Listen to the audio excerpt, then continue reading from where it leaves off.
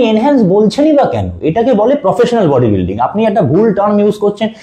Youth একটা কথা আপনি এটার মধ্যে বারবার টেনে আনেন। কিন্তু আপনি এত গালাগাল খেয়েছেন, এত বাজে কথা আপনাকে বলেছে, আপনার তো তাও দেখছি মানে লজ্জা বলে।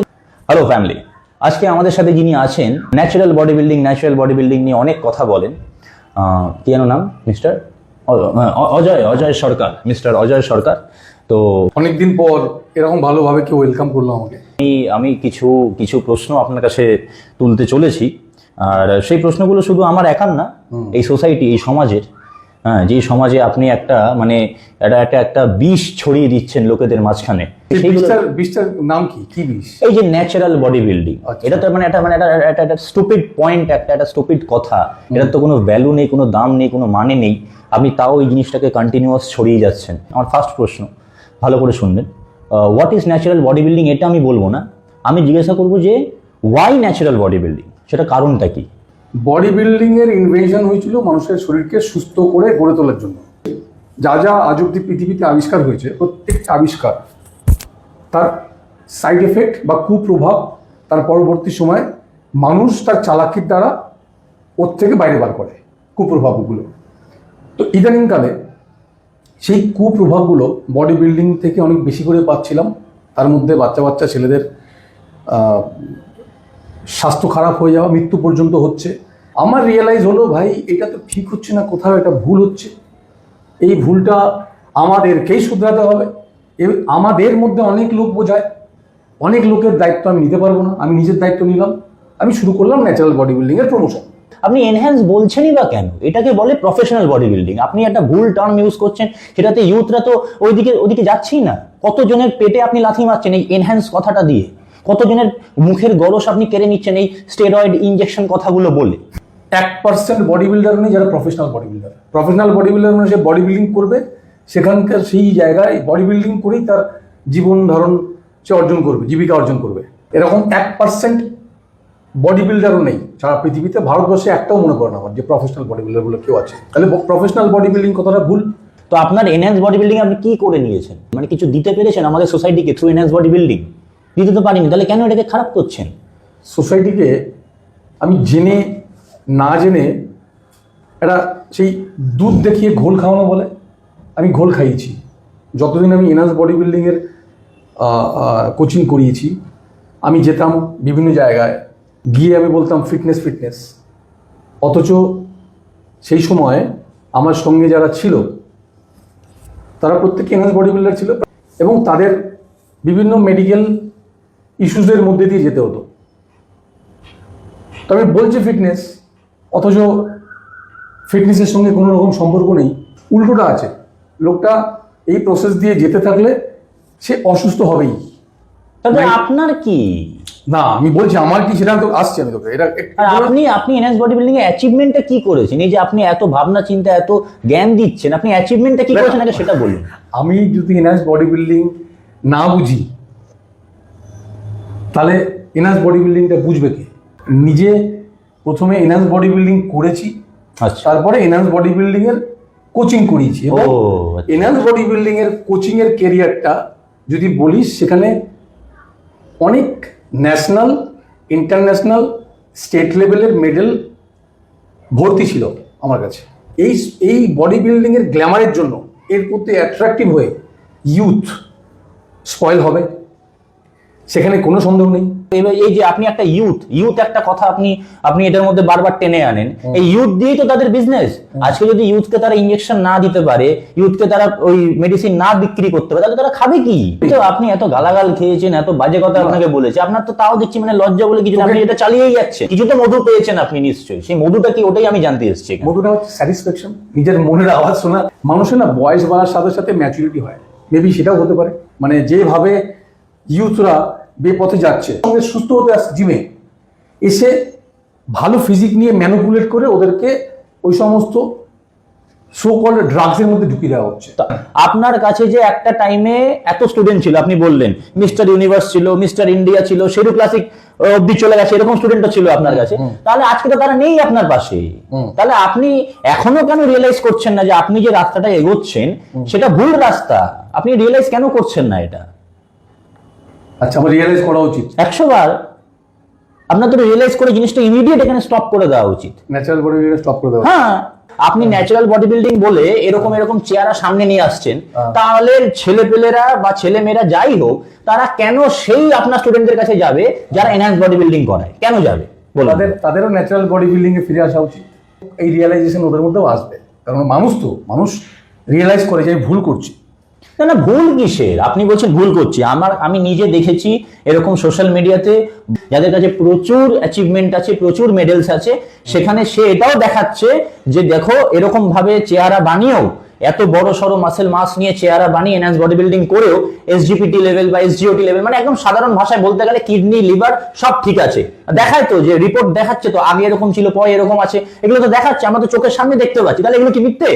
ধর তোর ব্লাড প্রেশার আছে, হাই বিপি আছে, তুই এখন বিপির ওষুধ খেলি, তোর ব্লাড প্রেশারটা কন্ট্রোল থাকবে। তার মানে কি তোর অ্যাকচুয়াল প্রবলেমটা চলে গেল? না, আমি ওষুধটা খাচ্ছি বলে কন্ট্রোলে আছে। হ্যাঁ, ঠিক এরকমই যখন এই সমস্ত ওষুধগুলো ইউজ করে বডি বিল্ডিং এর জন্য, ড্রাগগুলো নেয়, তখন তার পাশাপাশি বিভিন্ন রকমের সাপোর্টার হিসাবে, অ্যাকচুয়ালি সাপোর্ট করে না, সাপ্রেসার হিসাবে অনেক কিছু ইউজ করতে হয় ওই কন্ডিশনগুলোকে ঢেকে দেওয়ার জন্য। তার মানে এই নয় যে ড্যামেজ হলো না, পার্টিকুলার কিছু টাইমের জন্য ওই সমস্ত জিনিসগুলো, রিপোর্টগুলো ঠিকঠাক আসতে পারে, নাও আসতে পারে। এবার ধরে আমরা তো দেখছি চোখের সামনে না, 100 জনের মধ্যে তুই হয়তো 4 জনের 5 জন এটা দেখছিস, তার পেছনে কতটা সত্যি কতটা মিথ্যে সেটা তো কেউ রিসার্চ করে দেখেনি। এইটার আমি একটা রাফ তোকে আইডিয়া দিলাম যে ওই পার্টিকুলার টাইমের জন্য সাপ্রেস করে রাখা যায়। তুই আবার ওষুধ বন্ধ করে দিবি, তোর আবার ওটা বিগড়ানোর সম্ভাবনা থাকবে। আর কেউ যদি ছেড়ে দেয় দীর্ঘদিনের জন্য, সময় থাকতে থাকতে তারটা আস্তে আস্তে নর্মাল হয়ে যায়। আরো একটা প্রশ্ন স্যার আমার মাথায় এসছে, সেটা হচ্ছে যে আপনি বলছেন এই ন্যাচারাল বডি বিল্ডিং, আপনার কাছে এরকমও স্টুডেন্ট আছে যারা আগে এনহ্যান্স ছিল, ভালো ভালো বড় বড় শো খেলেছে, অ্যাচিভমেন্টও আছে, তারা এখন ন্যাচারাল বডি বিল্ডিং এ ফিরে এসেছে। তারা একই চেহারা কি করে মেনটেন করছে স্যার? এটা তো কিছু তো ঘাপলা আছে না, আপনি তো পুরোপুরি ভাবে বলছেন না। তারা একই চেহারা মেনটেন করছে কিভাবে?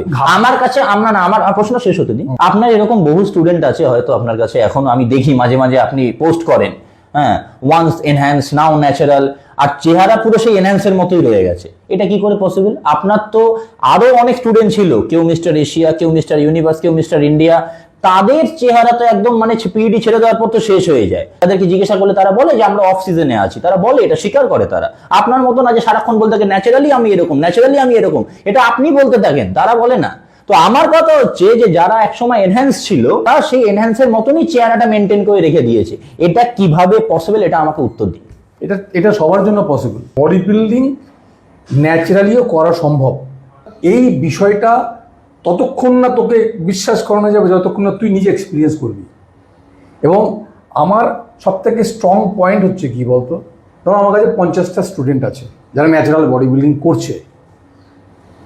আমার অ্যাপ্রুভাল দরকার শুধু তাদের থেকে যে হ্যাঁ ভাই তোর হলো কি হলো না ন্যাচারালি। তার পেছনে টেকনিক আছে, সায়েন্স আছে, এনহ্যান্স বডি বিল্ডিংয়ের থেকে সম্পূর্ণ আলাদা করলে নিশ্চয়ই হবে। আমি নিজে প্রতিনিয়ত শিখছি। আপনার যে কটা স্টুডেন্ট আছে তারা পিইডি ছেড়ে দিয়েছে, তারা অফ সিজনে আছে, এখন আমি মেনে নিচ্ছি, তারা ফুলে যাচ্ছে, তারা কেউ একদম শ্রিঙ্ক হয়ে যাচ্ছে, কেউ যা হচ্ছে। আপনি মশাই এক চেয়ার মেনটেন করে রেখে দিয়েছেন, এটা কি করে পসিবল? আপনি নিজেই কিছু না কিছু তো ইউজ করছেন, বা কিছু না কিছু তো কোনো পেপটাইড বলুন বা কিছু বলুন, বা যে কি বলে টিআরটি, এসব কিছু না কিছু তো করছেন আপনি, আমার তো তাই মনে হচ্ছে। আমার মাথায় প্রশ্ন আসতো যে এই যদি দেখি কোনো ডেন্টিস্টের কাছে গিয়ে তার দাঁতে পোকা পড়ে আছে, দাঁত নোংরা, আমার তাকে ভালো ডেন্টিস্ট মনে হবে না। ঠিক সেরকমই আমি যদি ফিটনেসের সঙ্গে থাকি আর আমি নিজে ফিট না থাকি, তাহলে আমাকে ফিটনেস প্রফেশনাল মনে হবে না। প্রথমে হচ্ছে খাবার কমিয়ে দিলাম। আমি নিয়মিত ব্যায়াম করি, ব্যায়াম আমার বন্ধও যায়। যখন ব্যায়াম বন্ধ থাকে তখন আরও খাবার কমিয়ে দিই। আর লাস্ট 10 বছর ধরে আমি একই ধরনের ডায়েট ফলো করি। ডিফারেন্স কিছু মনে হচ্ছে না, একই রকম থাকছে। আমি ওয়ার্কআউট করছি, পাম্প হচ্ছে, রিকভার হচ্ছে, টায়ার্ড লাগছে না, বরঞ্চ আরও বেশি এফিসিয়েন্ট হয়েছি। দেন ওটা কন্টিনিউ করি, তার রেজাল্ট এটা। প্রত্যেকটা মানুষের সংশোধন করার সুযোগ থাকা উচিত। যারা ডোপ নিয়ে বডি বিল্ডিং করেছে, পৃথিবীর কে কি বললো না বললো আই ডোন্ট কেয়ার। আমার মনে হয় ওদের সুযোগ দেওয়া উচিত কিছু প্রোটোকল মেনে। যার জন্য আমি সবাইকে উৎসাহিত করি, ভাই তুমি এনহান্স বডি বিল্ডার ছিলে, ব্রেক নাও, ন্যাচারাল বডি বিল্ডিং করো, কমপ্লিট করো, অনেস্টির সাথে করো। আমি দেখেছি প্রত্যেকটা শোয়েতে প্রচুর বডি বিল্ডার ওখানে কম্পিটিশন করে যারা কোনো একটা সময় এনহ্যান্স ছিল, অনেক বডি বিল্ডার। তার মানে প্রচুর বডি বিল্ডারের মধ্যে রিয়েলাইজেশন হয়েছে যে ভাই দিস ইজ রং। কিছু লোক আছে সেখানে চিট করতে যায়, চুরি করতে যায়। কিছু লোক তারা পার্মানেন্ট নিজেদেরকে ট্রান্সফর্ম করেছে এনহ্যান্স বডি বিল্ডিং থেকে ন্যাচারাল বডি বিল্ডিং।